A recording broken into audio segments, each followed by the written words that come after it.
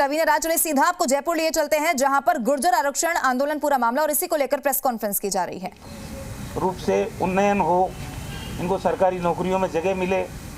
अभी जैसा चांदना जी ने कहा, ये जो हमारे 22 महीने का शासन है उसमें 2491 नौकरियां ये 5% आरक्षण के तहत हमारी सरकार ने दी है। और अभी जो प्रक्रियाधीन भर्तियां हैं उसमें भी 1356 लोगों को इस आरक्षण का लाभ मिलेगा। मांग पत्र जो दिया गया कर्नल साहब किरोड़ी सिंह जी फैसला के द्वारा, उसको एक एक बिंदु को हमने देखा अच्छी तरह से, और जो संभव हो सकता था वो सारी चीज़ों पर आपको अशोक चांदना जी ने ब्रीफ कर दिया। क्योंकि कोरिलेशन बनता ही नहीं है, कब वो आंदोलन हुआ, कब वो स्थिति बनी थी, और उसके कितने 7-8 साल बाद, 12 साल बाद बल्कि 3 लोगों की मृत्यु हुई। तो फिर भी हमने ये कहा कि सामाजिक स्तर पर अशोक चांदना जी अपने समाज से या दानदाताओं से बात करके उन परिवारों को 5-5 लाख रुपए की आर्थिक सहायता, ताकि क्योंकि वो गरीब है तो उनको कुछ मदद मिल जाए, जो संभव है वो एक बिंदु हमने ये किया। 1252 के बारे में आपको कह दिया कि रेगुलर पे स्केल उनको देंगी सरकार, ये भी उनकी प्रमुख मांग थी। और तीसरा, नवीं अनुसूची में 2 बार पहले लिख चुके भारत सरकार को, अब उनकी मांग है तो राज्य सरकार ने तय किया है कि तीसरी बार भी तत्काल राज्य सरकार के द्वारा भारत सरकार को लिखा जाएगा संविधान की नवीं अनुसूची में इसको डालने के लिए। इसके अलावा कोई उनके प्रकरण है भी नहीं ज़्यादा बात। और सिर्फ मैं तो उनसे अपील करना चाहूँगा कि आम व्यक्ति जो अति पिछड़ा वर्ग में आता है, उनकी जो मांगें थी वो सरकार ने समय समय पे अधिकांश पूरी कर दी है। अब कोई ऐसा मुद्दा बचा नहीं है जिस पे अनावश्यक रूप से आंदोलन करने की ज़रूरत पड़े। सरकार कांग्रेस पार्टी की है, ये फ़र्क देख लीजिए। एक सरकार थी जब 70 लोग मारे गए थे, गोलियां चली थी।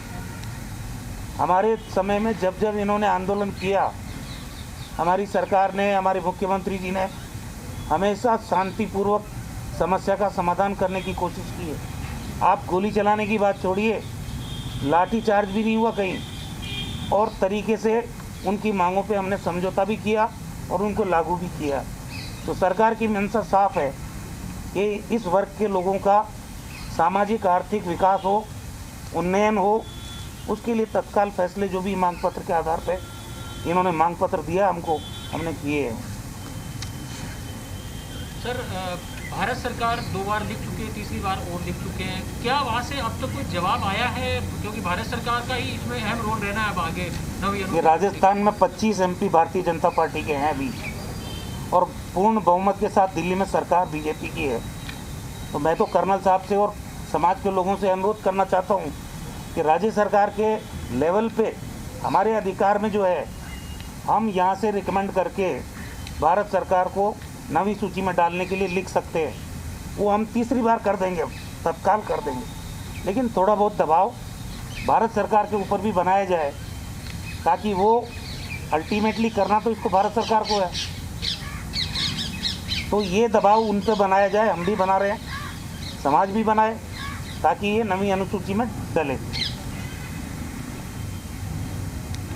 सर, एक जेपी नड्डा जी का बयान आया कि महाराष्ट्र में वो दोबारा सरकार बनाएंगे, क्योंकि अभी तो कांग्रेस और गठबंधन की सरकार चला रही है। दोबारा किस तरह एक बयान को लेते हैं? ये तो वो लोग हैं जो ये कहते हैं लोकतंत्र में कि 50 साल हम ही राज करेंगे। लोकतंत्र का गला घोट के खरीद फरोख्त की राजनीति करके पहले गोवा में सरकार इन्होंने बनाई, फिर आपने कर्नाटक में चुनी हुई सरकार को गिराया, फिर मध्य प्रदेश में जो खेल हुआ वो आप लोगों के सामने है, और उसके बाद राजस्थान में जो करना चाह रहे थे वो भी आपके सामने है। तो उनकी मंशा तो यही रहती है कि आप किसी भी तरह से लोकतंत्र का चीरहरण करें, हत्या करें लोकतंत्र की। और जो सरकार बनी हुई है जनादेश के आधार पर, 4 पार्टियों ने, 5 पार्टियों ने मिलकर जो गवर्नमेंट बनाई है, उस गवर्नमेंट को गिराने की मंशा लगती है। तो हम बार बार इसीलिए कहते हैं कि भारतीय जनता पार्टी का लोकतंत्र में यकीन नहीं है।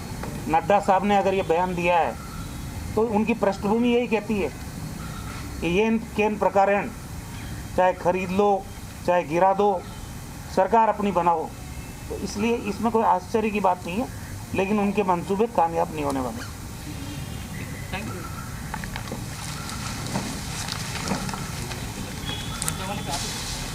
चलिए देखिए, सीधी प्रेस कॉन्फ्रेंस आप तक पहुंचा रहे थे गुर्जर आरक्षण आंदोलन ही पूरा मामला। इसको लेकर गुर्जरों की ओर से चूंकि अल्टीमेटम सरकार को दे दिया गया था, तो अब ये प्रेस कॉन्फ्रेंस इस लिहाज से बहुत महत्वपूर्ण हो जाती है।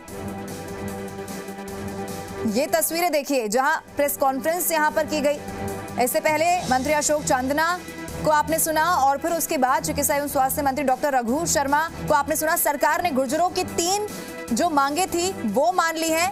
1252 पदों को रेगुलर स्केल से अब किया जाएगा और ये भी चिकित्सा एवं स्वास्थ्य मंत्री डॉक्टर रघु शर्मा की ओर से कह दिया गया है कि चूंकि अब राज्य सरकार ने जो गुर्जरों की मांग थी उसको मान लिया है, तो अब कुछ भी ऐसा बच नहीं जाता है जिसके जरिए अब आंदोलन की कोई जरूरत पड़ेगी। और ये भी एक बार फिर से कह दिया कि यही फर्क है कांग्रेस सरकार में और जो पहले सरकार रही उस सरकार में, चूंकि हमेशा से ही गंभीरता से इस मुद्दे को लिया है। और अगर इस पूरे जो मामले है उसको समझा जाए तो मुख्यमंत्री अशोक गहलोत खुद इसको लेकर बहुत गंभीर थे और मॉनिटरिंग वो कर रहे थे, लगातार फीडबैक ले रहे थे और जानने की कोशिश की कैसे इस पर अब रणनीति आगे बनाई जानी है।